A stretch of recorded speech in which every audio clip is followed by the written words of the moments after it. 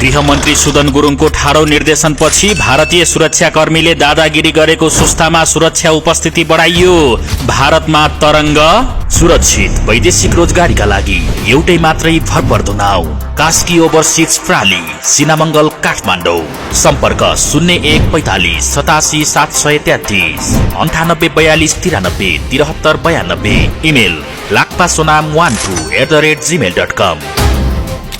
हो दर्शकबिन, गृहमन्त्री सुदन गुरुङको निर्देशनपछि सरकारले पश्चिम नवलपरासीको सीमावर्ती सुस्ता क्षेत्रमा सुरक्षा उपस्थिति बढाएको छ। गृह मन्त्रालयको निर्देशन अनुसार सशस्त्र प्रहरीको टोली 25 जनाबाट बढाएर 40 जना पुर्याइएको छ भने नेपाली सेनाको टोली समेत परिचालन गरिएको छ।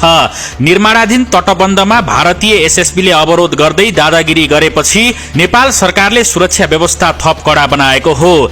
यस कदमपछि भारतीय पक्षले समेत चासो व्यक्त गर्दै नेपाल समक्ष प्रश्न उठाएको सम्बन्धित अधिकारीहरूले बताएका छन्। सुरक्षित वैदेशिक रोजगारीका लागि एउटै मात्रै भरपर्दो नाउ कास्की ओभरसिज प्राली सिनामंगल काठमाडौँ। सम्पर्क 0145 87 733 98 42 93 73 92। Email lakpasonam12@gmail.com।